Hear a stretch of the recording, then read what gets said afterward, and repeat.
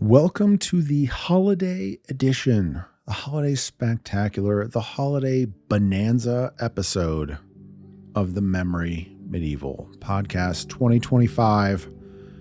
We're talking about feasting, medieval feasting. In today's episode, our guest is going to take us through a little bit of history about medieval foods. Then we're going to get into medieval feasting.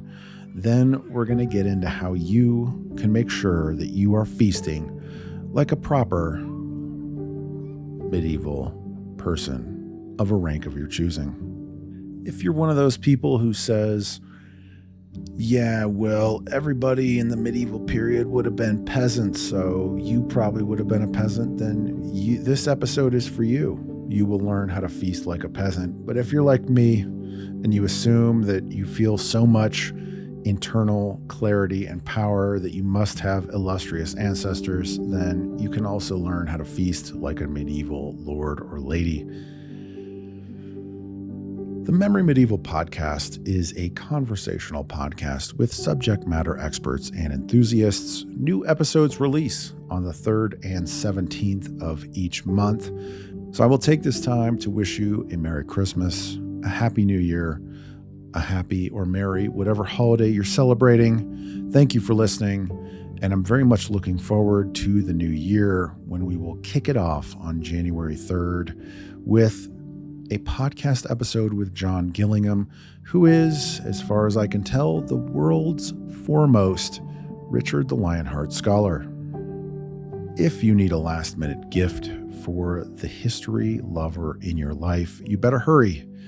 You can get Cards of History. They have 2 volumes of standard cards, which have sort of a random assortment of people, place, and events. They have a Roman history collection and an American history collection.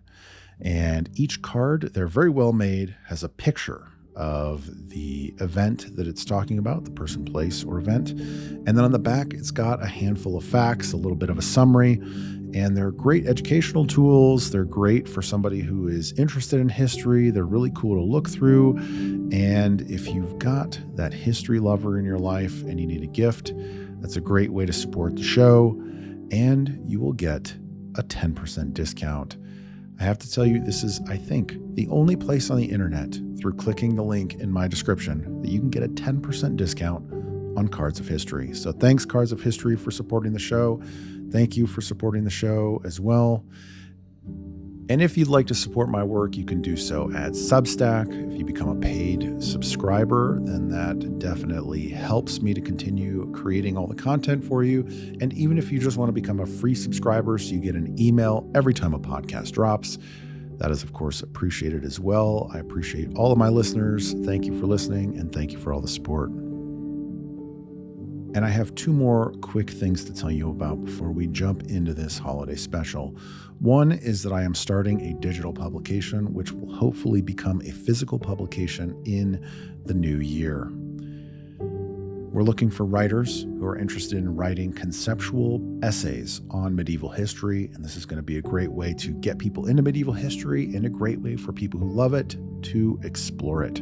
So we're looking for writers. You can find the details to that below. And we're going to be looking for patrons who want to support the project, because I need to pay the writers and I need to pay the editors that I have assembled to help the writers and publish the pieces. You will find details to that in the description below. The other thing that I would like to mention just briefly is that when you become a content creator, I'm a podcaster, one of the things that I think most people probably discover is that most of your friends and family are just busy doing their thing. They're not going to watch your stuff or listen to your stuff. And it's just how it is. It's not a complaint. I'm not bothered by it. It just is how it is. If my mom had a podcast, I don't know if I would listen to it. But I have discovered that my Aunt Becky is listening to my podcast, and she's really been enjoying it. And she sent me a few kind messages over the last few weeks saying that she's been really enjoying the podcast. So I just wanted to say hello to Aunt Becky, Merry Christmas to you and Uncle Andy, and thanks for listening. Appreciate it. Appreciate all your kind messages. Thanks very much. And now let's get on to introducing the guest of the show. Today's guest is, I believe, a professor who's never done a podcast before. So that's part of my mission here, is to bring you some angles and topics that other people are not covering. So Andrew Mitchell is a professor of history at Grove City, a conservative Christian liberal arts college in Western Pennsylvania, one of only 4 schools in the United States that do not accept any federal aid.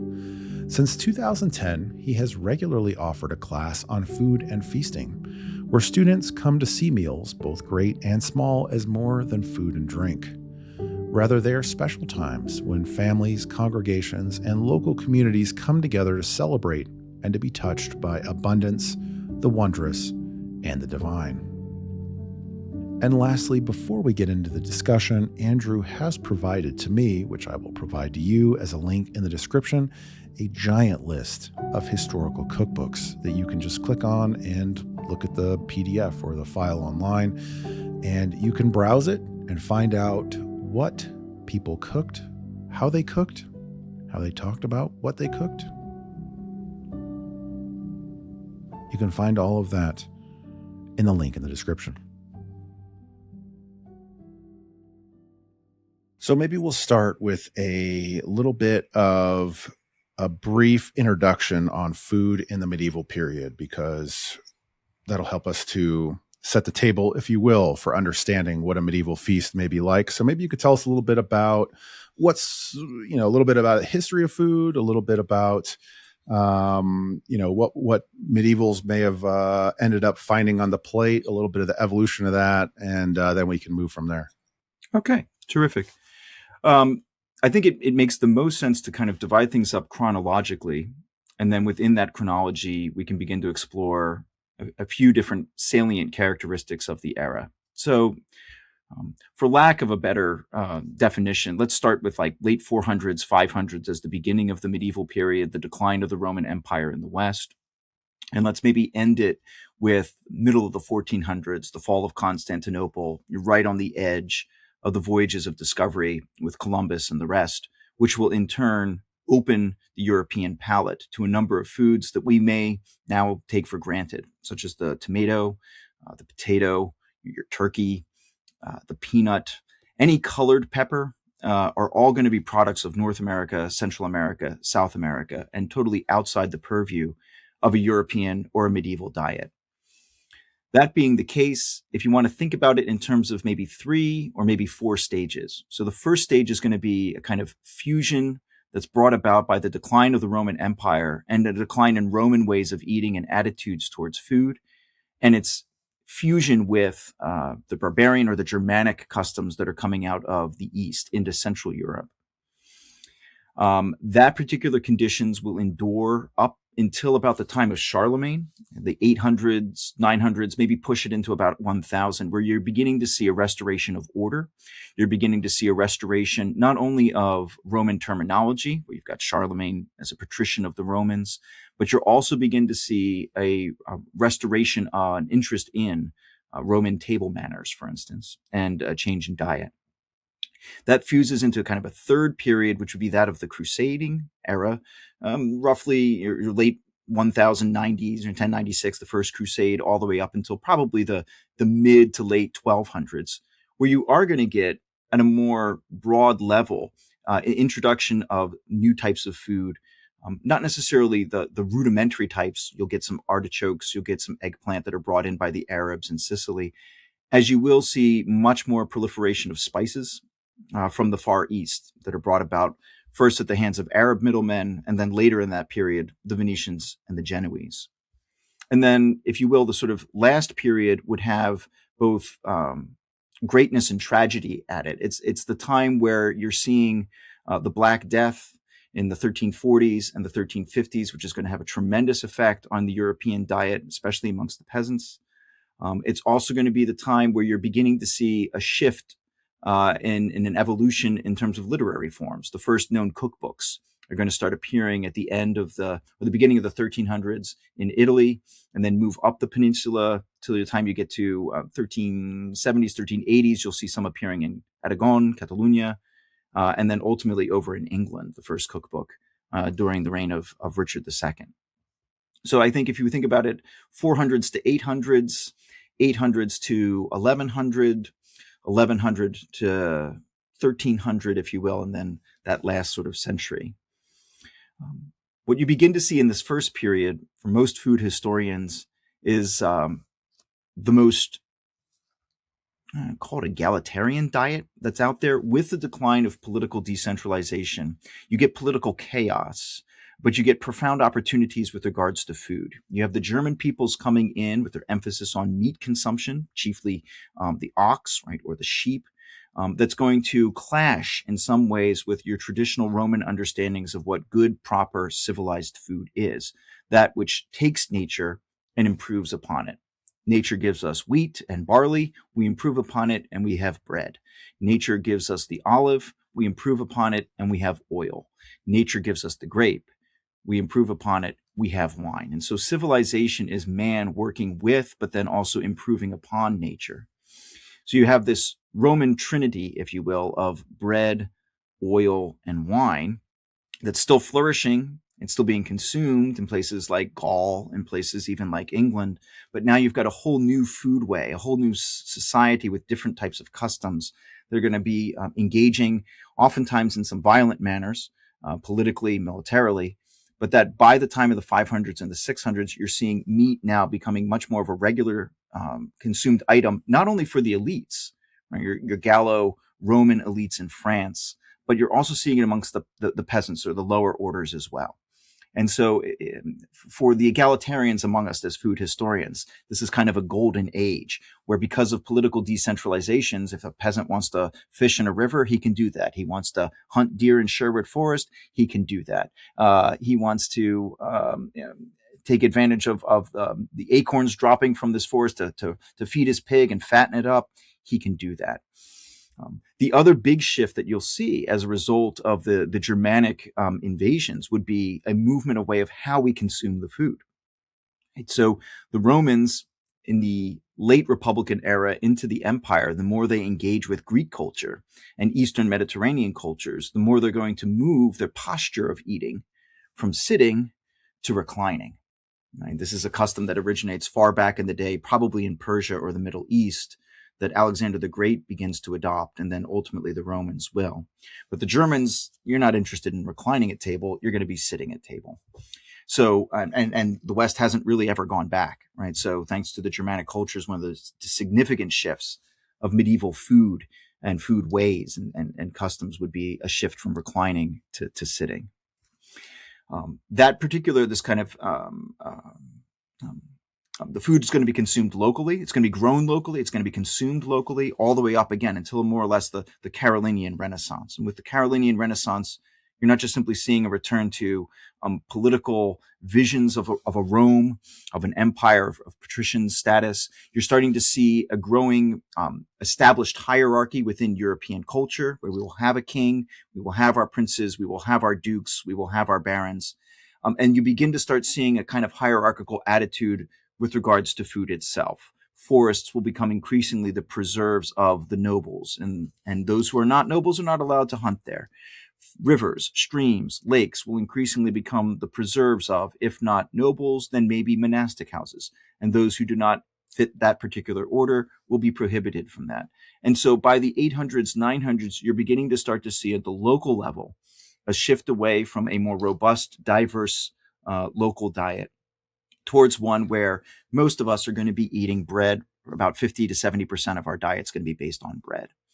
And I think that's going to have a special effect on our attitudes towards feasting, right? If the majority of the food that we're consuming is of a singular nature, bread, barley bread, rye bread, wheat bread, if you can get it in a very sort of organic way, then the feast, which is going to be giving you a greater amount of quantities of food, as well as greater variety of food, is going to be a very profoundly special event, not only in your own individual life, but in the life of the community.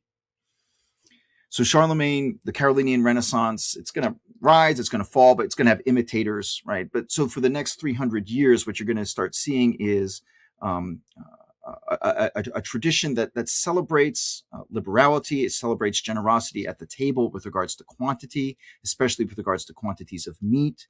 But you're also going to begin to see a kind of bifurcation where your nobles and your elites, and even to some extent your monastic houses, are going to be eating in a particular manner. And those of the laity who are on the lower side of the social order are going to be eating in another kind of manner.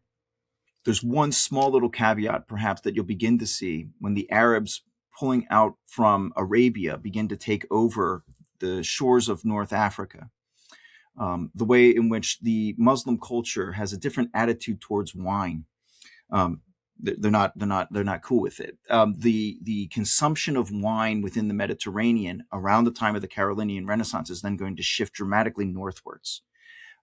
Traditional vineyards in the southern and the eastern Mediterranean no longer going to be growing the grapes for wine consumption. And so Europeans who are wanting to maintain that same sort of consumption are going to begin to experiment with vineyards in places where we wouldn't normally expect. It's a warmer climate as well. So your northern France, southern England, you're going to start seeing a robust explosion in terms of the vineyards that are there.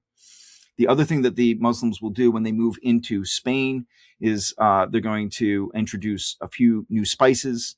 When they take over Sicily, they're not only going to introduce rice cultivation, but they're also going to introduce sugar cultivation. So the island of Sicily, from about the 800s to about the 1100s, is going to be one of the only places where you're going to be finding sugar cane. Other than that, your natural sweetener is going to be honey.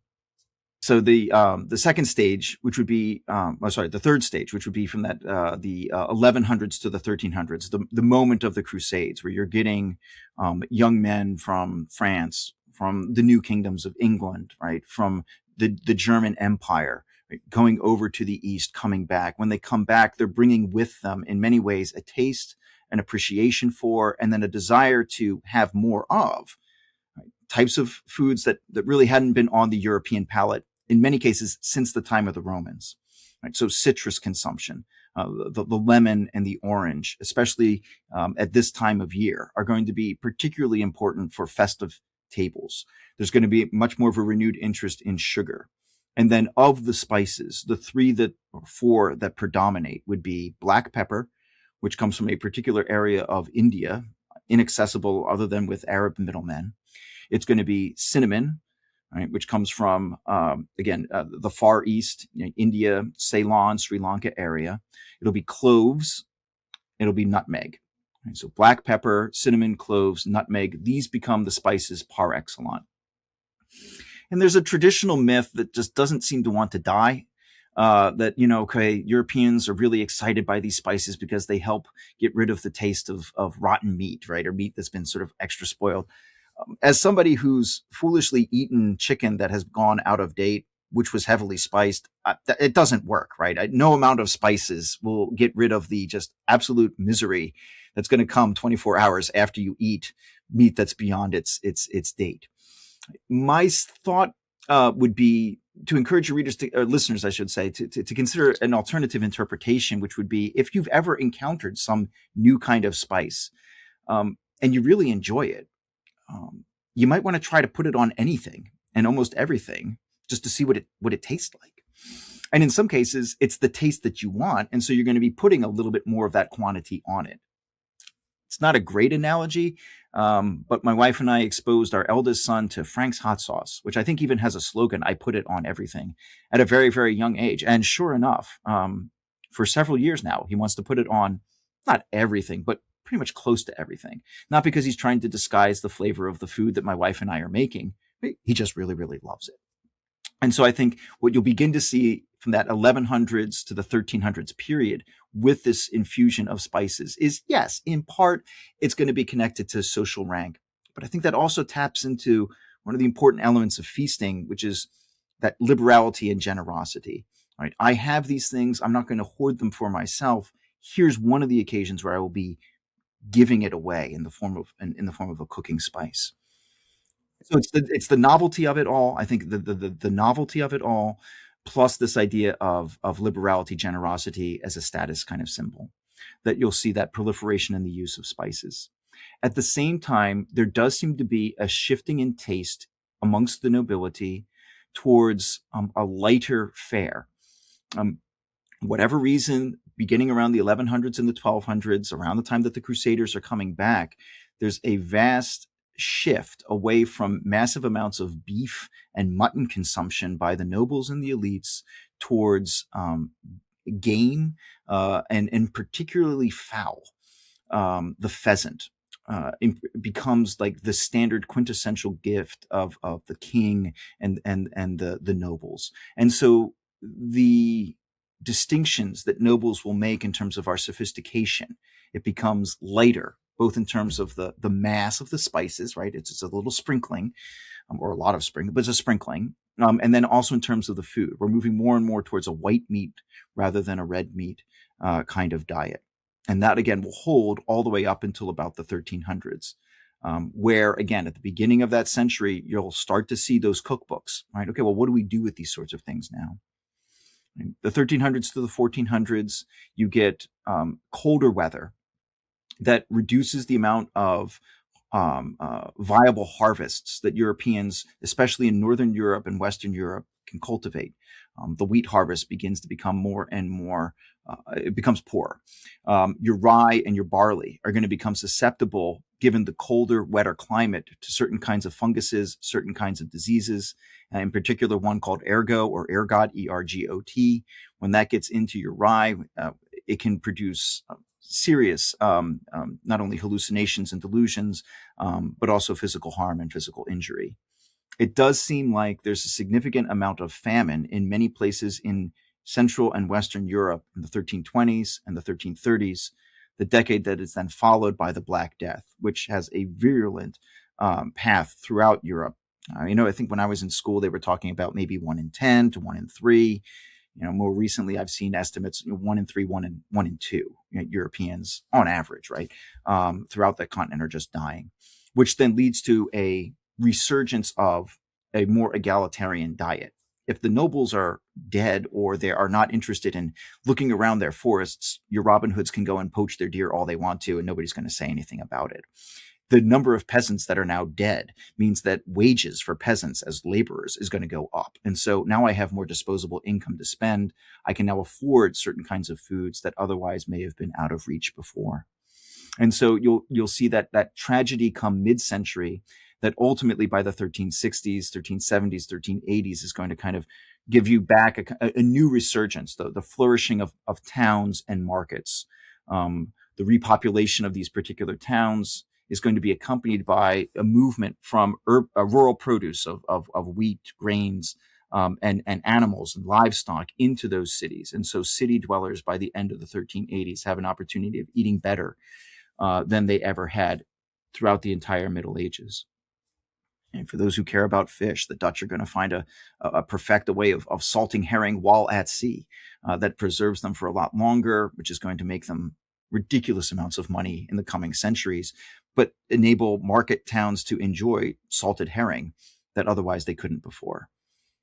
So those kinds of 4 stages of an egalitarian fusion kind of meal, 800s to the 800s to the 1100s, the movement towards a kind of sophistication of food, spices and poultry, the 1100s to the 1300s, the famines, the calamity of the Black Death in the early part of the 1300s, finishing with a renewed flourishing, a renewed blending of diets and quantity of food that's being consumed.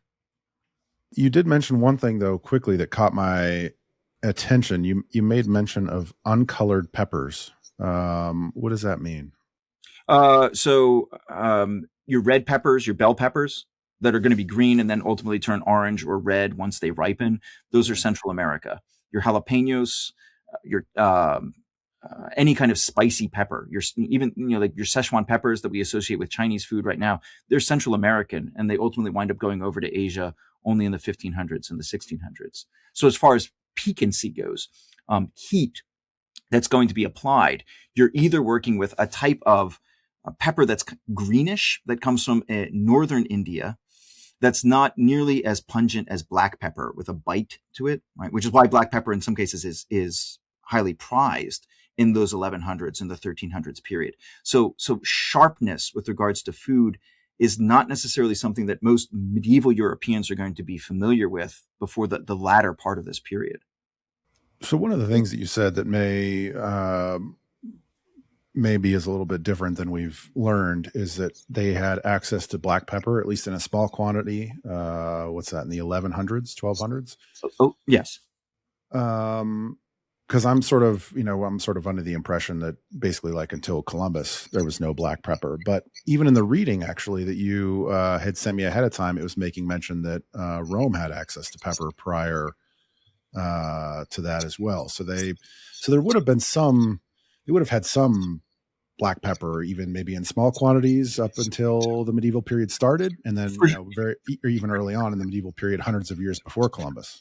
for sure. Except it's only being produced in one small little geographic area and is only going to be reaching the Mediterranean after at least one or two cultures of middlemen. So even on Roman tables, it would probably be more reserved to special occasions. And then once you get the collapse of the Roman Empire in the West, those trade routes are largely disrupted until you get, and then, you'll see an attempt at a resurgence.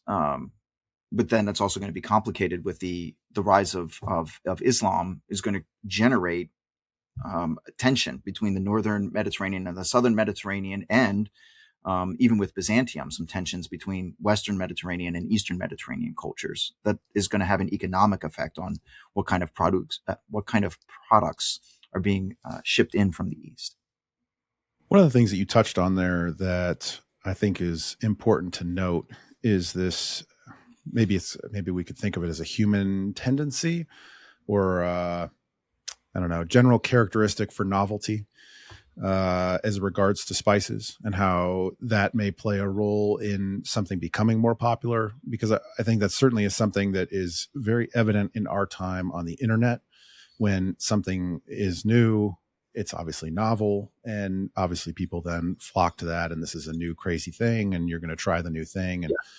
And so, of course, that applies to spices. It applies to a lot of things. And, so like you're saying, this, spicing the rotten chicken, is maybe not as powerful of a motivator as novelty, I think, is something I think to keep in mind with maybe the evolution of food, that encountering these things, the novelty of them, is a big driver in a lot of ways, just as we see today with various technology. I think is a good example.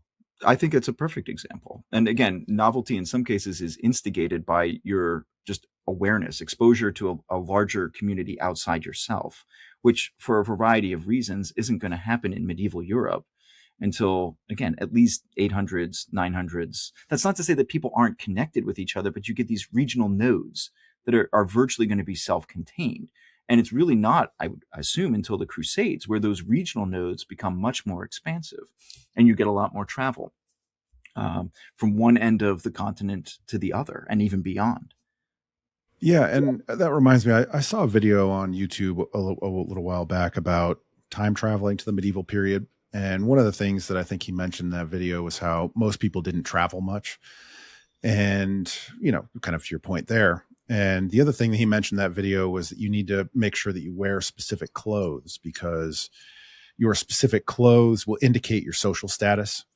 And kind of like you're saying here, the specific foods that you eat will indicate your social status. And so it seems that there's a lot in that time that's based around, would you say it's signaling your status, or is it maintaining your status, or is it not getting a beating by somebody who's above you in status? How's the status play in here? That's a tremendous question. And I feel there's an inner tension I have in answering it, because given my own personality, I'm loath to attribute motive to people I don't really know. I can analyze behavior, but I'm loath to kind of be dogmatic about a motivation regarding why somebody does it, especially if I don't know them. All the more so when they've been dead for several hundred years. At the same time, people are people, and so I think when we approach the subject of motivation, especially with regards to reserving certain kinds of food, certain kinds of spices, even in some cases, certain kinds of clothing. I think we want to be mindful of where that's coming from, and be aware of nuance or complexity, and also just be aware of just the nature of how the medievalists saw reality, right? So we, in our modern world, our late modern world, start with a very egalitarian assumption, right? All people are created equal, whether it's image of God, whether it's natural rights, whatever. And so when we see people being treated in a different manner, it kind of, there's something inside us that kind of rubs up against the grain, right? In the medieval world, for reasons, they don't share that kind of basic um, presupposition. In the early part of the Middle Ages, you're going to start. You will see a profound focus on the consumption of meat, particularly red meat. This can be seen in the Epic of Beowulf. You can see this in a number of other Norse sagas where it's shared between the king and his retinue. And on the one hand, you can argue, oh, well, this demonstrates the beautiful egalitarian spirit of the Germans. Right? More pragmatically, you can argue it's because these guys are burning so many calories during the day. They need vast amounts of protein. Make sure their muscles are in fit enough condition to rip Grendel's arm off when he comes knocking at the mead hall door. As you move into the 1100s, 1200s, 1300s, yes, you've got elements of crusading knights. Yes, you do get the sense of a medieval nobleman being a knight of some kind, but you're also beginning to see the emergence of a bureaucracy, the emergence of the courtier. The courtier doesn't need brawn to serve his king. He needs wit, right? He needs an education. He needs to know Latin. He needs to be light on his feet. This is something that protein isn't necessarily going to be a factor. I mean, we're not going to be admiring him for the way he chows down on this stuff, but we will admire him for the foods that will help enhance that virtue to help serve the king. The lighter foods, your whiter meat versus your red meats. And then when we think about it regarding spices, these spices have, based on the theory of humors, which we can get into, high associations with lightness, whether with heat, with dryness, that will have a physical as well as a personality, spiritual kind of consequence. So on the one hand, I think it helps us to think in an inverted manner. What are these people doing, right? That is therefore resulting in them eating this particular kind of food, as opposed to assuming that, well, they're just exalted, and I'm kind of mindlessly following along with their exalted status. So of course, I'm not going to question why they're doing it. In medieval habits, you eat 2 meals a day. After you've been working, you get up in the morning, you start to work, and then you usually have a meal Roman style, right? Late 11 o'clock, 12 o'clock, around midday. Then you go back and you work. And then you have your second meal of the day as it's getting dark, and then you go to bed, right? So food in some cases is a consequence of it's the addendum, it's the coda to the work that you've already done. And so when we're thinking about status, when we're thinking about prestige, I think it behooves us to start with what's the job you were doing that is then earning you the types of food that you're going to be consuming. One of the things that I have found most interesting since getting back into medieval history is trying to get into the medieval mind, if you will. There's, of course, that saying that the past is a foreign country. Yeah. And I think maybe no more is that directly applicable then to medieval Europe, because it's a very foreign place relative to how we think, as you mentioned there. So I think that's a good, an interesting way to put it. So maybe you mentioned we could talk about the four humors, a little bit about how these things are kind of ordered, and a little bit about the setup of the way maybe that they thought about the food in that sort of way through the chain of being and the four humors, and then we'll get into feasting from there.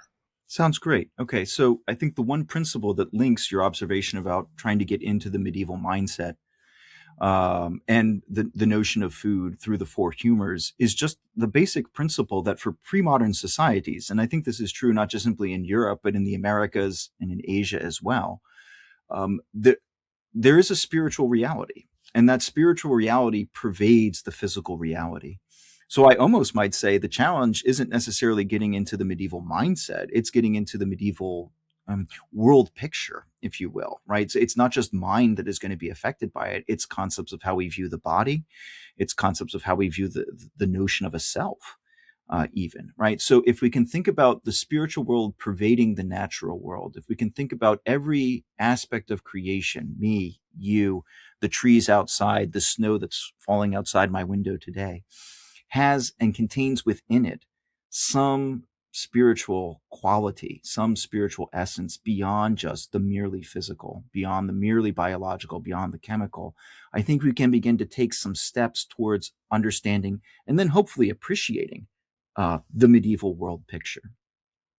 That being the case, another principle that I think is also really, really lovely, beautiful, and I believe even warming to us today is the reality of a connected cosmos. Right? So frequently, and perhaps maybe increasingly, in our modern world with certain kinds of electronic devices, we find ourselves increasingly divorced from things that are. Right? We see the national parks through the light, through the lens of the cell phone that we have up to take a picture of it, as opposed to seeing the trees and the waterfalls and the buffalo as they are, as we see them without any kind of filter. The medieval world has that. And they have that both at the physical level as well as the spiritual level. All of creation, right, made by God, infused with both a physical as well as a spiritual reality, is composed in some degree and in some proportion of four basic elements. And those four basic elements, like we see in society, are not created equal. Right? At root, you have the earth, then you have water, then you have air, and then you have fire. And then there's one fifth element that some philosophers and alchemists suspect is there, a quintessence, a fifth essence. And it's that quest that's going to lead to a great number of scientific advancements, as well as the creation of whiskey and other distilled spirits that we can enjoy so much. The elements of the earth have distinct properties to them. Contraries, hot and dry, cold and moist, that when connected will lead to particular temperaments and within the object itself. So earth, for example, earth is very cold, earth is very dry. If you think of a rock, I usually take a piece of chalk when I have it in my class and I hold it up and then I let it fall to the ground and I ask, so why does the chalk fall to the ground? And of course, they're using magical terms like gravity. And they're like, yeah. The chalk is made up of fundamentally earth, a little bit of air, but fundamentally earth. And its property, like earth, is to just sink to the ground. It is attracted to that. The principle or the element of earth is going to produce a personality, the characteristic that we know as melancholia. And if you think about a person who's melancholic, in many ways, they imitate that nature of the earth, right? They're cold, they're reserved, they kind of keep to themselves. As they walk along the path, their feet are seems like they shuffle along, like their feet are so attracted to the earth, they can barely lift it up. Their head is down. It's very sad, very, very sad. And if you eat foods that are predominantly made of the substance of earth, that's what's going to be produced. That's fine. Water. Water is cold, water is moist. Right? Water produces the characteristic of phlegmatic personalities. Think about it like a wave. A wave has peaks, a wave has troughs, but generally speaking, fairly smooth, mellow along the way. Air is going to be hot, it's going to be moist, it's going to be producing blood, sanguinity, right? Generally a cheery temperament. And then air is going to be hot, it's going to be dry, and it's going to produce the characteristic of choleric. I mean, if you think about an angry person, you think about your famous cartoons of angry characters, usually their faces will begin to turn red. So the element itself is moving in an upwards direction, trying to escape as much as it possibly can. Earth, water, air, fire, melancholia, phlegmatic, sanguine, choleric personalities. What does all this have to do with the nature of food itself? Right? Well, your plants, your animals, you yourself are made up of some form of proportion of this. We know that God created the world and made it very good. Right? This means that it's meant to be in harmony. It exists in harmony, right? So the created order as it exists is harmonious. Sickness comes when you either have too much of an element in your body that puts you out of proportion, or you have too little, or you're out of proportion. So again, if you've just recently been going through a terrible head cold, where you've got so much water in your lungs that needs to come out of it, we need to find some way of restoring the balance, either by expulsion of the dominant humor or by the consumption of its opposite. Right. So health is found in the harmonization of opposites. Cooking, therefore, becomes a spiritual practice, a scientific practice, and a practice of balancing a fundamental equation. I will take, all right, usually the example I give is post-Columbian exchange. You take a potato.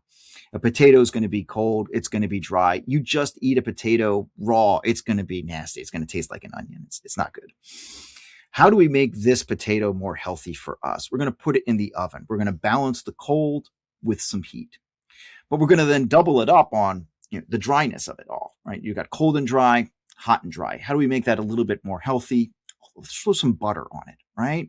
Butter, a golden color, hot and moist, redolent of the sun, and the planet that makes all things good. You drizzle a little butter on it. Now we're beginning to talk a little bit, right? Throw a little salt, a little bit of that hot and dry on it. Maybe it'll balance it out a little bit more. And then for balance's sake, you chop up some green onion, a root vegetable that's going to maximize that coldness, maybe bring in a little bit of moisture, maybe bring in a little bit of dryness, and then you've got it. So as a medieval cook, I need to be sensitive to the humors and the proportion of humors of the men and the women that I'm serving. And so cooking becomes this rather grandiose sort of experiment. As we begin to make a harmonious meal, we need to think not only of the raw ingredients we are bringing to the meal, but we then also have to match harmoniously the ingredients with the humors of our the consumers. And we have to think about it from the beginning to the end. Medieval medical texts go back and forth on this. Your stomach. What is your stomach? Is your stomach a cauldron, cold and empty, which needs to be warmed up and brought to a level of balance before any other food is consumed? Okay. Those who follow that particular tradition will oftentimes start off the meal with a soup of some kind, hot and moist, warm up that cauldron, get it going, and then we can move on, balancing dishes cold and hot and dry and moist and so on and so forth. The alternative medical tradition suggests that no, your man's stomach is an oven. It's naturally hot and moist. And so we want to try to start off with something that's fairly cool, start off with something that's fairly dry. We are much more familiar with this in perhaps our contemporary dining traditions, thanks to the Italians, who develop a salad just for this reason. Something cold, something dry, little bit of olive oil and vinegar on it. That warms up, that cools the stomach down to a moderate temperature. Now we can move forward with the rest of the meal. Yeah, there's a chief medical school in the Middle Ages established in Salerno on the island of Sicily that's going to give you Arab influences. When the Normans come in, it's going to have Norman influences. That's going to generate a medical poem around the time of the First Crusade called the Medical Poem of the School of Salerno. We know it in its earliest version in English around the 1100s with Robert, Duke of Normandy. And then it's just simply going to be added to and added to and added to all the way up until about the 1600s. So this notion of the humors and the notions of health as harmony and the need to be balancing. I should also point out the seasons also are connected to one of the four elements, right? So winter is very cold and dry. Spring is very hot and moist. Summer is hot and dry. Autumn is cold and moist. And because nature affects you, your diet in the autumn must by necessity be very different from the food that you're going to be consuming in the spring, from the food that you're going to be consuming in the summer and the winter, if you want to be healthy. Okay, so I went to art school, and maybe due to my enthusiasm about medieval history, I'm sort of predisposed to appreciate what you're telling me about the four humors. It's and the way that you explained it with potato sounds perfect, to be honest. Okay. So it makes total sense to me. But it's my understanding that the four humors has been discredited. I know we're getting like a little bit off of the beaten path here, but is that true? Has it been discredited? Is that not like why do we get away from that? Because it seems to make perfect sense to me.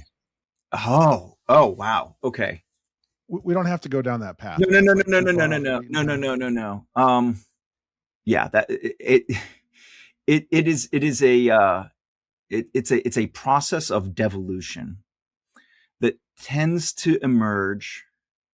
I think if I wanted to try to simplify it as best I could, there's two or three competing. There's two or three developments in European history that work against the preservation of a humor medical belief. The first, and I think the one that most people popularly go to, is the overall spirit of discrediting ancient medicine and ancient science with the scientific revolution. Now, again, even though the scientific revolution in astronomy does reference Pythagoras, by the time you get to the 1640s, 50s, 60s, the general consensus amongst many European natural philosophers is that the ancients are nice, but we need to rely upon our own immediate empirical observations to come to real truth about the nature of the universe, the nature of the cosmos itself. And that, I think, then puts just a black mark on Galen, the Roman physician who kind of codifies this in the first place. He doesn't come up with it; he's codifying it. So this is centuries old, even at the time of Galen. But there does seem to be a sense of, okay, yeah, that's nice, that's quaint, that's antique. Save it for a podcast 300 years in the future. I think the second thing that winds up working against the humors is the introduction of just new foods from the New World. And in some cases from the old world, right? So you have the Columbian Exchange that I alluded to earlier that's going to bring in your peppers, your turkey, your chocolate. But you also see in the 1600s beverages from the East coming in, coffee and tea, greater proliferation of sugar. How do we handle all of these? How well do they fit the kind of humor paradigm? And there seems to be a sense in which that just simply becomes exhausted. We need a new way of thinking about food rather than classifying it according to hot, cold, moist, or dry.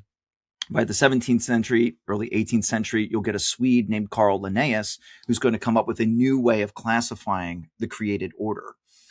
That's separate and apart from the humors that really kind of latches on by the 18th century. So you've got that kind of general dismissing of the ancients.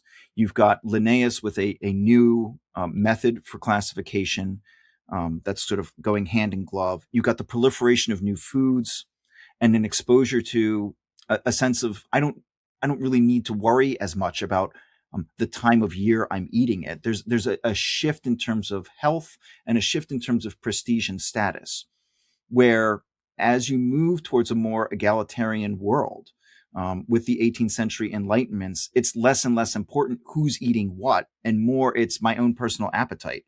If I want to eat this, I should eat it. If I don't like it, I don't have to eat it, unless I guess it's President Bush and his broccoli back in the 80s. But so I think you've got a social dynamic at play, you've got a scientific dynamic at play, and then you've got a food dynamic at play that really kind of puts the humor thing in the dustbin, lamentably. All right. Well, as maybe a natural reactionary, I think I'm becoming a humors guy. So let's talk then about how this affects the regular eating versus feasting. I guess what's the difference, first of all? Okay, that's great question.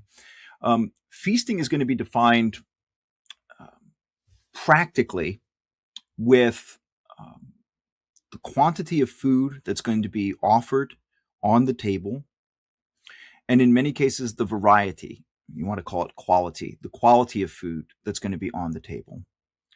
Those two elements of quantity and therefore quality will have a third aspect to consider, which is the length of time and duration. Right? You're just going to be spending longer at the table in a feast than you would in your normal meal. A fourth element is going to come to play if you've got this big table with vast amounts of food that are going to be taken and set out on the table. You'll need more light. If it takes longer to go through the food itself, just simply pragmatically eating it, you're going to need more light. And so an additional expense in terms of decor, broadly understood, is going to be emerging for a feast that's going to differentiate it from your normal your normal habits of eating. I think you can move from there in the Middle Ages. That's probably going to be most of what's going to define a medieval feast as opposed to your typical medieval way of eating. Once you get into the sort of last period, the 1300s to the 1400s, and then beginning to merge into the Renaissance, you'll also begin to see a greater intentionality regarding invitations. So I will hold a feast and then I will invite all this. So there's an intentionality about time and date and place that really starts to emerge in the late medieval period, 1500s. And then you'll also begin to see at that period an increasing emphasis, not just on quantity and quality, but on sweets itself, right? The notion of a dessert, really kind of tickling that European palate, which we haven't gone away from, regarding things sweet, ultimately winds up creating a new course called the banquet course, which then gives shape to a banquet house architecturally, and then ultimately winds up becoming the name synonymous with the feast itself. So you start with quantity, then quality, then lighting and duration, lighting and decor. In the medieval period, so I'm becoming aware that there's a lot of quote unquote feast days. Yes.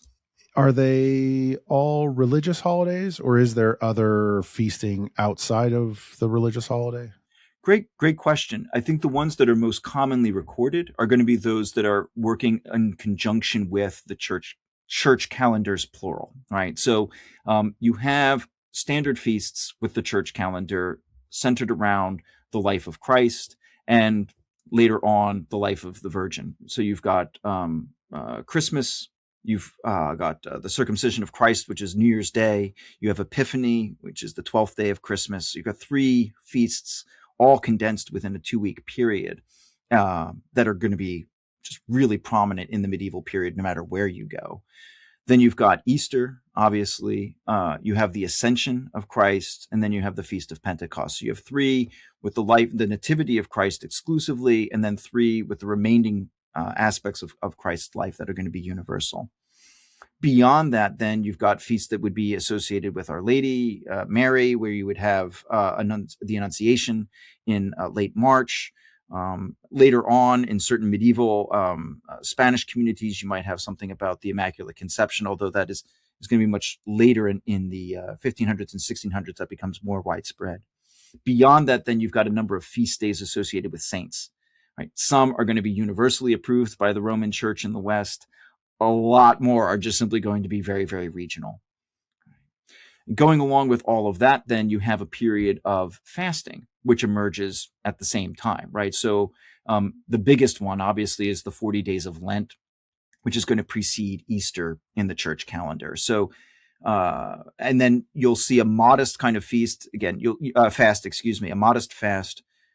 This is practiced in the Eastern Church, especially in the days and the weeks leading up to Christmas, or the season of Advent. And it's not uncommon throughout the rest of the Middle Ages to, on the eve of a feast, practice a fast. Now, what does this mean in practice? Right? Most people are consuming 2 meals a day. A fast is going to be either more typically is going to be just 1 meal a day, usually eaten at the very end of the day itself. So much like I believe many Muslims practice Ramadan, there'll be an abstention from food during the daylight hours. Following the daylight hours, there will be a modest meal. And again, especially if you're dealing with quantity and quality and duration, it may be a very simple meal the night before because many people have been working to make the feast tomorrow come off, right? And you're going to be engaging in vast, bigger quantities of food than you've eaten before. So you don't want to overload the night before. So you've got the eve, which is going to be a fast day preceding the festive day. Regarding secular occasions, I think the more you get into the time of Charlemagne, the high Middle Ages, the late Middle Ages, you'll begin to see more feasts in capital cities associated with the ascension of the king, um, and the anniversary of the ascension of the king. Beyond that, I'm not necessarily aware of very many secular feasts akin to, say, the American Thanksgiving or the American 4th of July. Maybe that's an ascension day of its own. That's really going to kind of dominate the medieval calendar. I think the only one that I can think of other than that is when a knight is officially belted.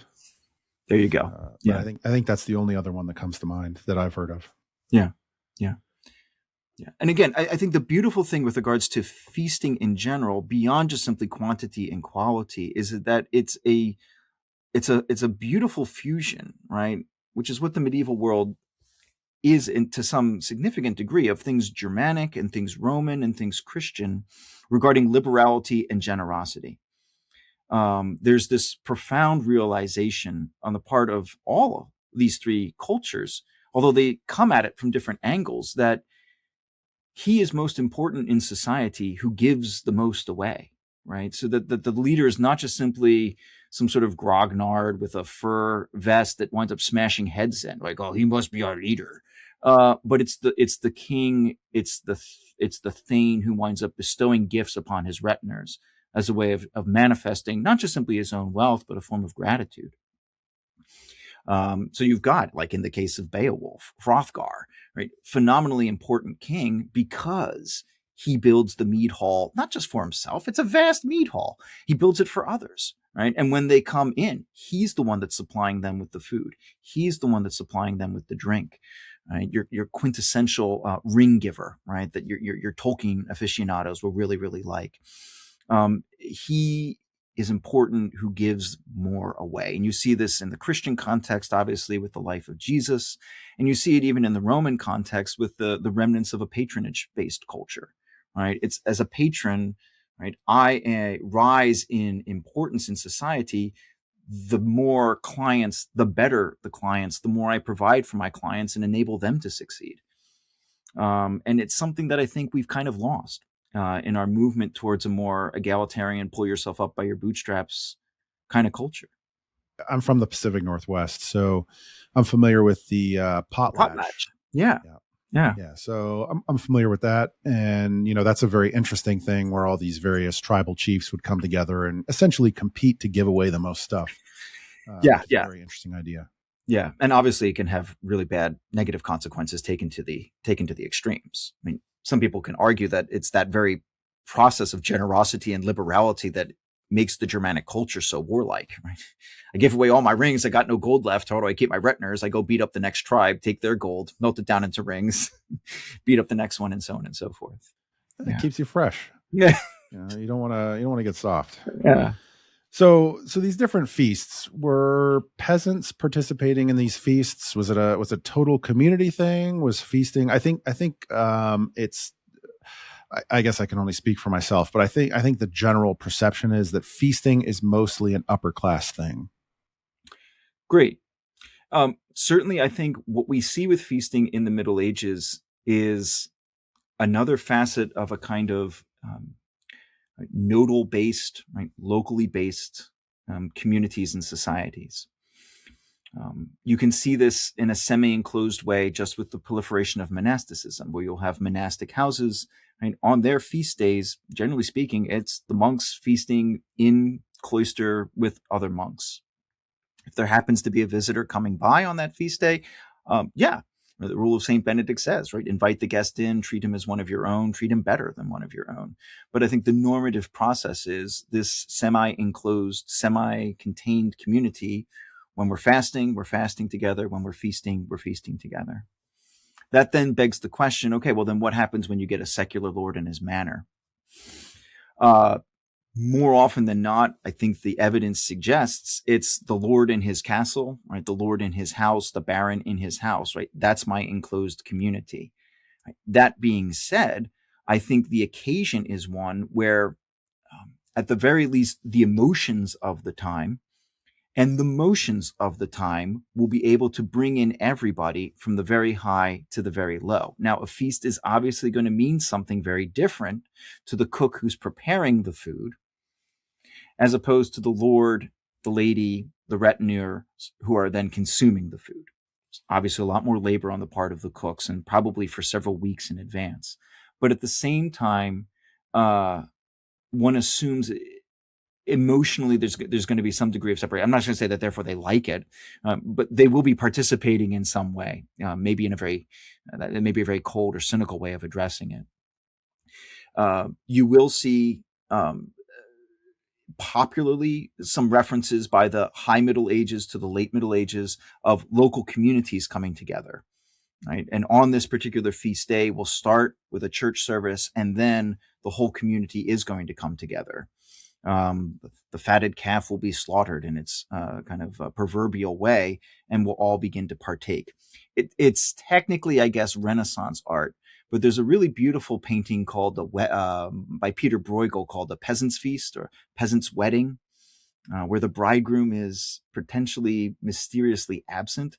But you can see peasants bringing in bowls of porridge that are then going to be distributed to guests, relatively high and low alike, right? Even a little boy is seen in the corner just licking the last little bits of the porridge out of the bowl with his finger. So I don't think that's Bruegel saying, hey, this is what we need to do, because we've never done it before. But it does seem like if peasants are going to be engaged in a feasting community, or in a feast, it's going to be more often than not a part of their own local village community, right? Rather than something that's going to be directly connected to the Lord. When we're thinking about noble feasting, we also want to be aware of that as we've moved from reclining to sitting, we're also then establishing a kind of hierarchy that you will begin to see a high table. This is true in monastic houses. Around the time of the Cluniac reforms of the 1000s, you'll see a high table reserved exclusively for the abbot and maybe on the spontaneous guests who show up, and then you'll have long tables, right, in the refectory for the rest of the monks in order of precedence. That same kind of format is then replicated in secular households, where you'll have a lord and his lady atop a dais, the high table, and then you'll have the lower retinues, according to their status and according to their rank, sitting at long trestle tables down below. It does seem like in the early and maybe even up to the high Middle Ages, you do get that notion of a trencher, right? A bread that's going to serve in lieu of what we would normally call a platter, upon which you'll have food being placed by the diners themselves.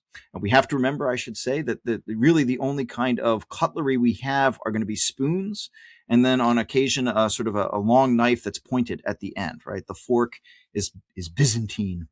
It's barbaric, and it really won't be introduced into Italy until 1300s, 1400s, and then from there really not making its way up into the rest of the continent until the early 1500s. So you have this trencher of bread that's going to be very hard, so it may absorb some of the sauces that are coming before you. It may absorb some of the meat juices that are coming in before you, but it obviously is not going to be leaking out throughout the table. Those trenchers, there are accounts of it frequently getting out and bestowed to the poor as a kind of vicarious way of participating in the feast. By the time you get to the 1200s, 1300s, 1400s, it does appear most nobles are using either wood or pewter. That notion of the bread trencher is really going to be a product of the earlier portion of our period rather than the latter part of our period. I think that'd make a great medieval themed restaurant where you serve everything on the trencher bread. And again, right, as we can think about it, even in our modern world, I think one of the things that somewhat troubles me just as a citizen, I believe it used to be practice on occasion, at least that restaurants had the choice. Like if there was food that they made that they didn't serve in the night, you could give it to food shelters. You didn't have to throw it out. And it strikes me that I think only in the last 15, maybe 20 years, certain states have made prohibitions against this regarding food safety. And so instead of being bestowed to the poor among us today, it's just kind of thrown out and trampled underfoot. You mentioned, okay, so we talked about the four humors.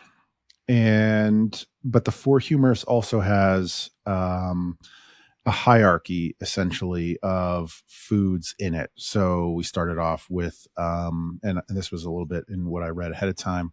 Mm-hmm. At the very bottom is like the bulbous plants, Yeah. and that moves up to which I thought was really interesting, the fruit, and Yeah. how fruit is better the higher up it grows off of the ground. Sure. And then you get to, I guess, fish is the next one, Yeah. because that's water is next. Right. Right. Right. And then you get into the birds of the air.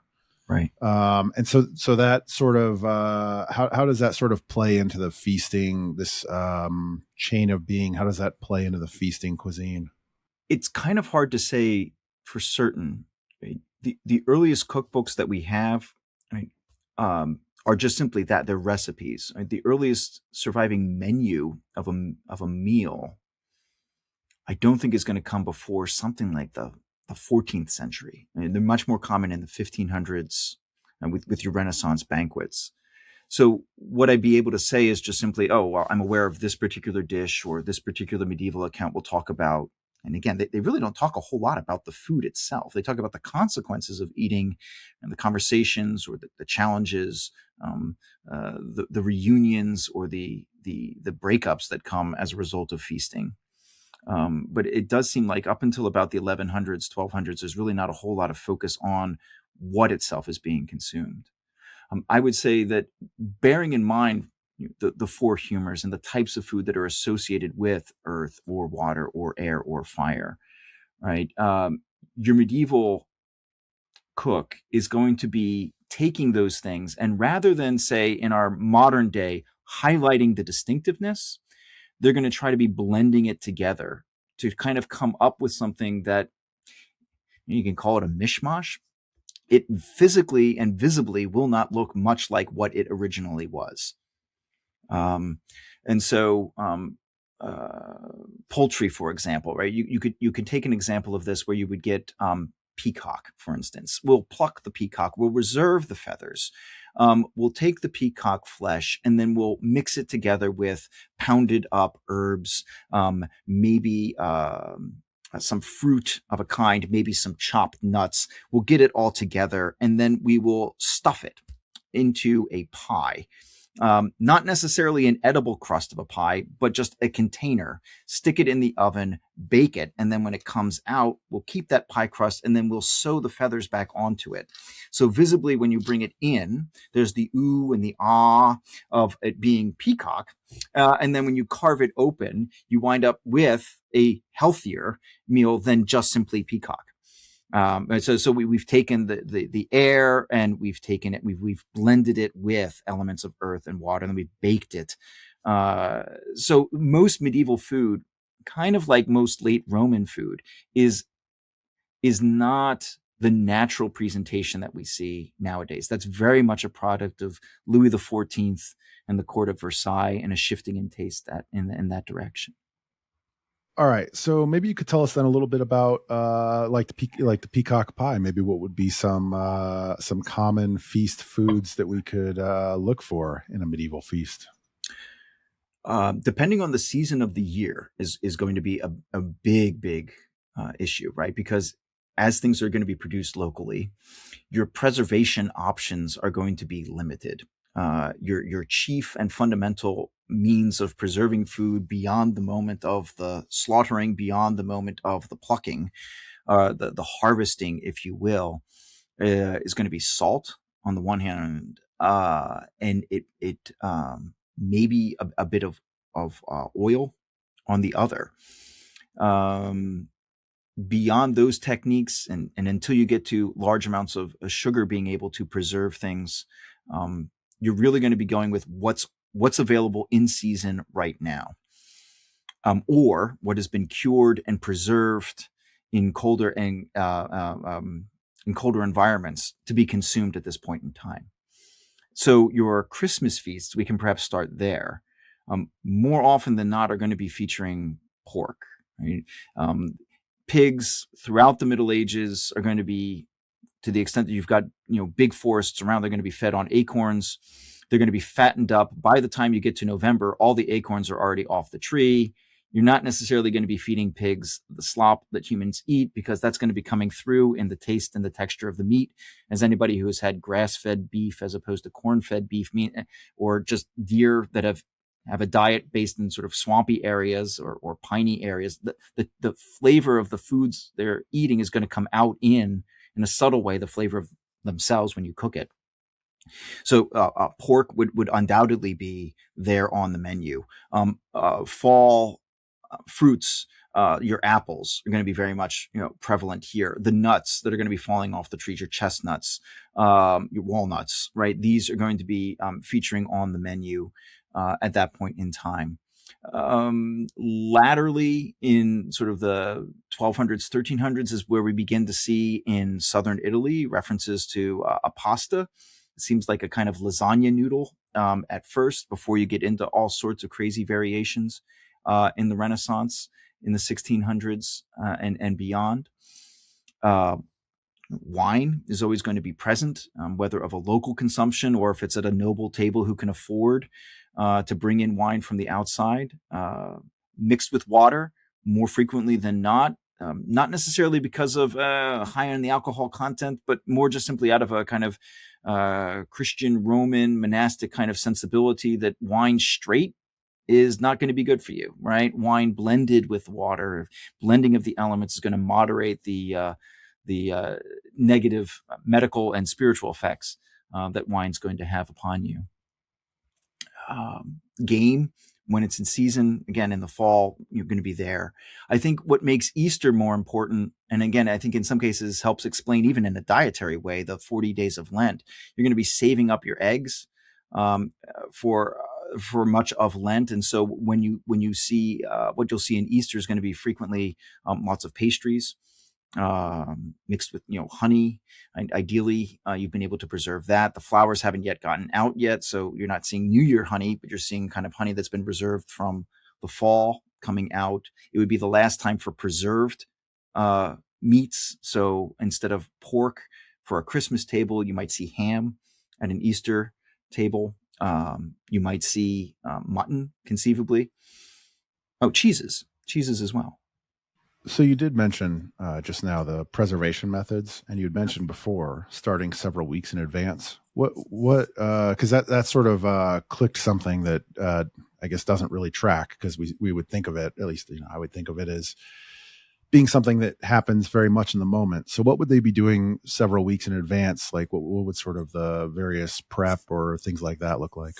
Sure. Well, at the very least, if you're in a noble household where there's going to be a lot of meat that's consumed, you're going to be bringing the animals into a stockyard near the kitchen so that you can slaughter them over the days leading up to. Where you're going to be fattening them up or feeding them, but then slaughtering them as close to the time of preparation as possible. That would be one of it. The second would just simply be, depending on the nature of the guest you're trying to entertain, right? So if you've got kings throughout the Middle Ages that are very peripatetic, I have to move around my kingdom to enforce my authority in the realm. And the good news is I can not necessarily bankrupt, right? But I can test the nobles and their loyalty and their appreciation, right? I'm popping in here. I'm not paying for this food. You are, right? And so it becomes important for the nobles, when they realize the king's coming, that I'm going to start going throughout all my domain, right? Bring in the best that you have to offer. Bread is perhaps the best thing that you can start doing in advance, because bread can be used not only in its fresh variety, you can have the trenchers. It'll roughly keep pretty well if you're baking it, again, because we're not dealing with soft loaves here. We're dealing with a very, very hard crust. Right. So you can use that as a container for other foods. You could break it up to thicken a broth, right? Breadcrumbs are a really great way of thickening broth. In fact, I guess if you want a little fun tidbit, the very word soup that we have comes from the French word souper, souper, which is to dip, right? So you're dipping bread into the broth to create this kind of meal. So I would say it's trying to gather and husband all the resources together, rather than kind of and again, maybe the week before, week and a half before you're doing the bread, and then maybe a couple days leading into it, then you're starting to get some of the actual preparation of the real meal done. And you've mentioned, I believe I've heard somewhere else before as well, that a lot of the crusts on the pies are not edible. Is that right? That seems to be the case. Yeah, there is a recipe in an Italian cookbook in the 1330s, I believe, that actually distinguishes between pie crust and an edible pie crust. So you would use a non-edible pie crust in the same way that you fry a food, right? Ostensibly frying with a breading of some sort kind of works at sealing off whatever's underneath the fry. That's a terrible way of describing it, from the air, right? From what we now know as bacteria and other sorts of things. So the non-edible pie crust, which is going to be very, very dense, winds up serving, the word is coffin, right? In medieval English, right? As a, I don't want to say refrigerator because that's cold, right? As a safe, as a food safe, more I or was less. thinking of it as like bread Tupperware. Yeah, it's another great way of describing it. Yeah. Huh. And from there, of course, you have that great, sort of medieval nursery rhyme of about 4 and 20 blackbirds baked in the pie. And when the pie was open, the birds sing, right? Because these pie crusts they're not edible. Right? You may bake it, and then, I mean, there's an account.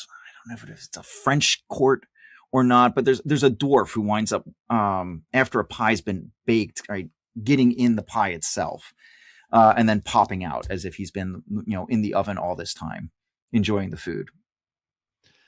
That's funny. That's such a different way to think about pie. Oh yeah. I meant to ask you earlier. You had mentioned there's these four essences, and then there's the fifth one, the quintessence. Is that where we get the term quintessential? Yeah. Yeah. Huh. Yeah. All right. So let's talk about three ways. If you have three ways that we can make our Christmas feast this year more medieval. And the first one that comes to mind for me, although I guess maybe you have three of your own, or you can maybe co-stamp this one if this would be appropriate. The first one that comes to my mind from my little bit of my preparatory reading is that you could remove your pepper and substitute ginger instead. Is that right? Oh, very good. Yes. Yeah. So ginger also, I am remiss, right? Ginger would be a way of providing that piquancy. I think being willing to experiment with different kinds of flavors, if you want to think about it in a rudimentary way, the mixing in particular of a kind of a sweet and a savory is very much a kind of medieval taste that goes out of fashion, it seems, by the 1700s, where at least in Anglo culture, we tend to separate out sweet and kind of reserve it, for the very tail end of a meal itself. But yeah, get a squirrel, get a rabbit, throw some dates and figs into it. Maybe put a little bit of nutmeg or cinnamon on it. Uh, see what comes up as a result.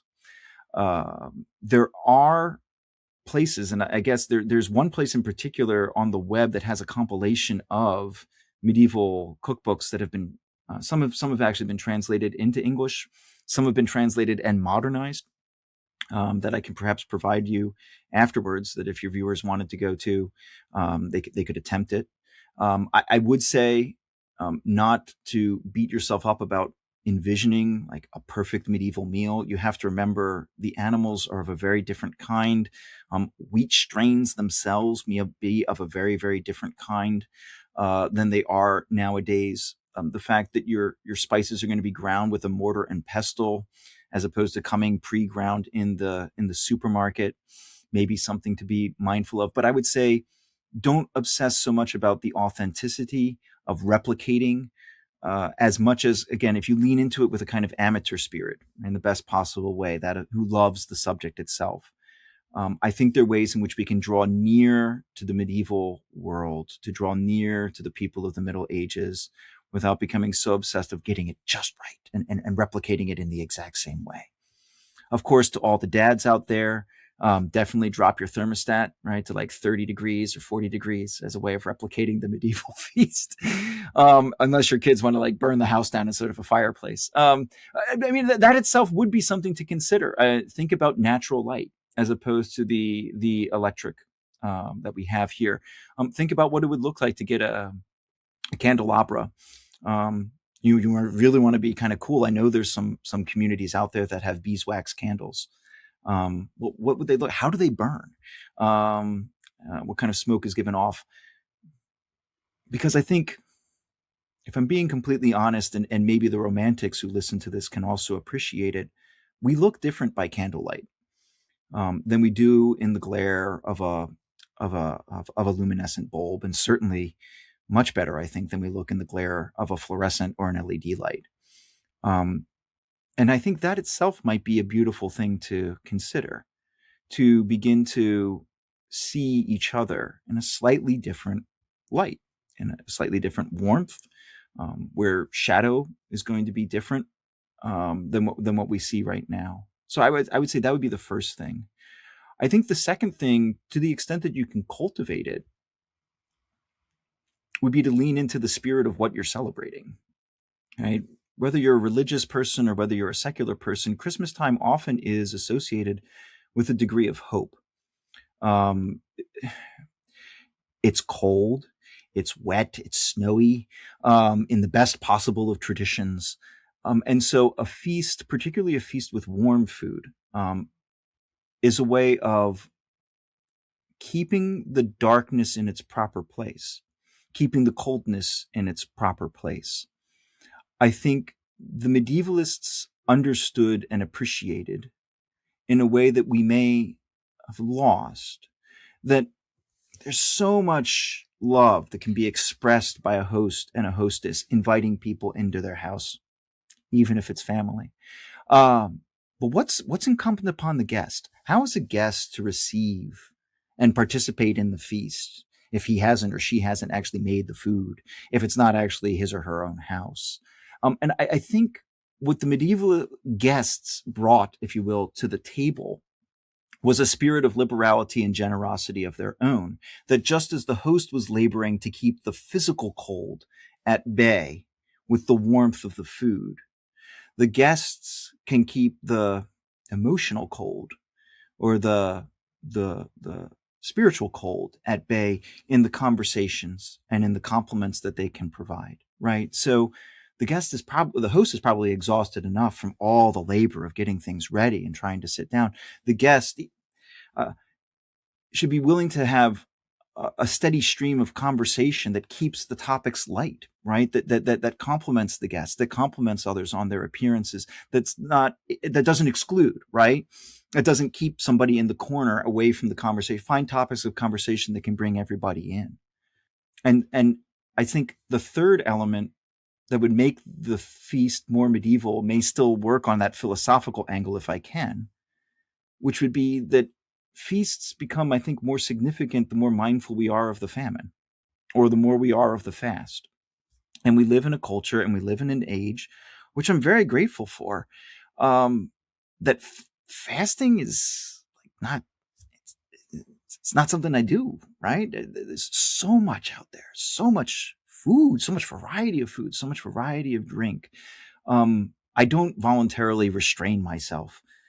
Perhaps this is becoming obvious as I go on in answering your questions, but I do wonder if embarking in some form of voluntary self-restraint prior to the feast itself, engaging in some sort of fast, could I suggest, other than listening to this podcast, a fast from social media, right? Or a fast from the cell phone, a willingness to say, hey, listen, right? I'm going to abstain from this so that I can better prepare to meet my guests, so I can better prepare to meet my family as I am, right? Not as an image of who I want to be, but just as I am. May make the feast itself more meaningful, may have an opportunity of leaning into that spirit of hope that can seem elusive to families and cultures at different kinds of times, and then live into that sense of a joy that's all encompassing. We're all hopefully going to be eating the same food. We're all going to be ideally drinking the same drink. We'll all ideally be joining in a sense of conversation. And I think in its ultimate sense, joining in the laughter that can come, and coming out of the fullness of our hearts of gratitude, right? Because none of us are deserved this. None of us are owed this particular kind of special meal. So I don't know if that's too heavy or too philosophical for this point in time. I don't know if that strays from the meat of the subject or not. But I think I thought I'd leave your listeners with something like that. No, I think that's very good. One thing that they may notice, which I have noticed, is that we spent all this time leading up, talking about food and the history of food and the evolution of and the preparation of all of these different foods, and then the ways to make our feast more medieval are all sort of ambiance and mindset and attitude, way of approaching the feast, the philosophical, gratitude. Is there anything maybe that we left out, or that you would like to jump in and cover about sort of that aspect of medieval feasting? Maybe the attitude, the attitude and the gratitude, the Yeah. ambiance, the other characteristics of it. Yeah. I mean, I think the biggest thing that I tend to overlook because I'm so saturated in my modern world is just how little is in their control, right? And it makes me more mindful of perhaps just how little is actually in my control. Basically speaking, you can't control the weather, right? Your food is consumed locally, guys. If there's a rainy spring and there's not enough seeds planted, it's going to be a bad harvest all around, right? And until say high Middle Ages or even late Middle Ages, where you've got that the good aspect of political centralization that can buy food from some other place and then bring it into a city, everybody's going to be suffering. Um, I'm staggered at the feasts, particularly around Christmas time, the beginning of winter. You have no idea how long this winter is going to be going. Right? Until that winter ends, you can't begin to plant the next year's seed. Until you plant that next year's seed, you're not going to be harvesting anything. So the months of April and May are really dicey months for not just Europeans in the Middle Ages, but for everybody prior to the 19th century, and even in some cases just the 20th century. So to be willing to engage in a mindset of abundance in the middle of winter, or even in some places like Easter, where I may have planted, but Lord only knows what's going to come out as a result of it, um, to me is extraordinary. And I think it taps into what we would call faith. Um, and it's something that I think again is so easily lost in my own world. I feel like I can control more things. And I think perhaps as a result of feeling like I can control more things, I wind up being less grateful to other people, um, to the grocer, uh, to the fact that somebody's bringing avocados, right, yeah, to my small little town in the middle of winter. That I can enjoy the sort of stuff that my grandparents never could, right? That I can have how many different varieties of soup on the aisles, that I can go and have so many different varieties of cheese, and so I think I love what you're doing here, in trying to bring people's attention not just simply to the historical aspects or just pub trivia aspects of the medieval world, but to kind of get people to understand and begin to appreciate in our own day and age just how much we may be taking for granted. I do think about that a lot actually. When I'm at the grocery store, it's easy to think about the benefits of being able to buy a banana 365 days a week, Hmm. 365 days a year. But we sort of don't have the benefits of not being able to buy a banana 365 days a year, which include that sort of gratefulness, that appreciation for the banana when you do have it, the not taking things for granted. So I do think about that quite a bit in the grocery store, where everything is sort of available all the time, and I can't help but wonder if a little bit of forced restraint, due to, of course, I'm not saying, I'm not saying that dying from a famine is preferable, but a little bit of forced seasonality seems like it has a lot of benefits to it, more than outweigh the detriments.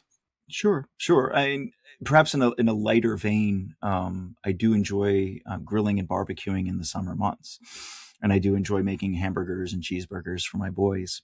And just the other week, my youngest son was talking to me. He was like, "Dad, I'm just craving a burger."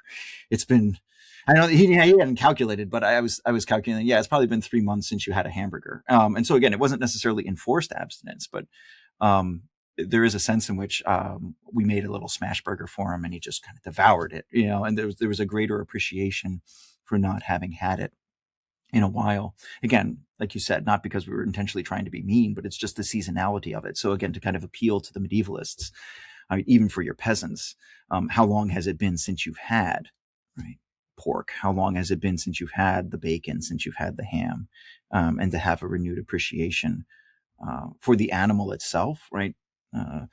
For being able to stay alive and yeah, for the chance to consume it in that particular way.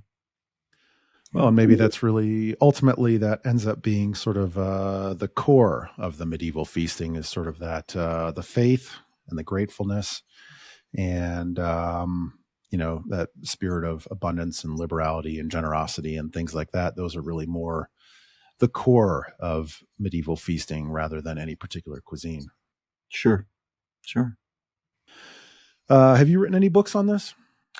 I have a fairly full teaching load and have for quite some time. So I have not been able to come up with books on it, but I have compiled a primary source reader of documents stretching back from the Greeks and Hebrew scriptures all the way up to the present day that I use in my classes.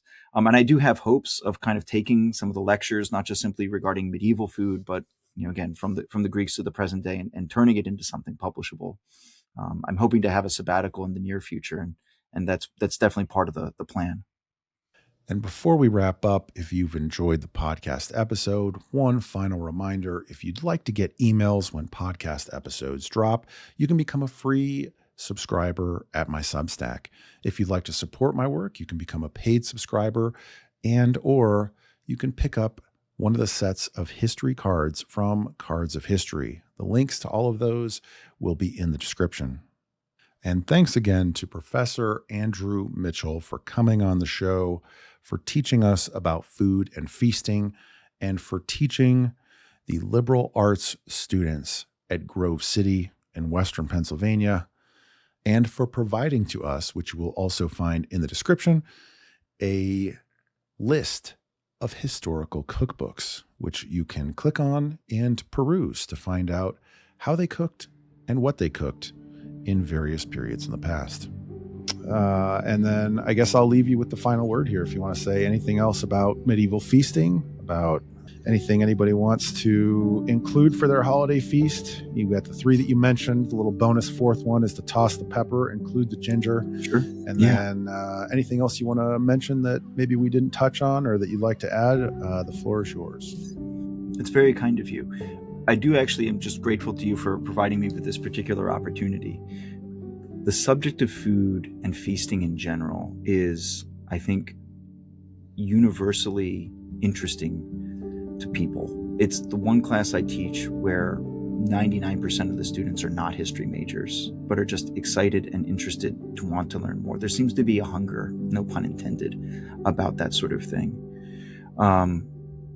And I believe it's one of the best ways, not just simply to talk about, to read about, to learn about, but actually to engage in, that has wound up bringing students closer to each other, right? Bringing people together, students closer to each other, students closer to faculties, college closer to community. And I guess I would just encourage your listeners to stay hungry, stay thirsty in that capacity, but not just keeping it in the realm of ideas, but to be willing, even in the humble meals that you're making day to day, and in the feasts, whether a birthday feast or a religious feast or a patriotic feast that you're going to be putting on, to recognize that these are really beautiful and in some cases increasingly rare moments where we can all begin to come together, where it's not about the image. It's not really ultimately about the presentation and how you present yourself. It's about sharing a common meal that makes us all together a little bit more human, with our strengths and with our foibles, with our virtues and with our weaknesses.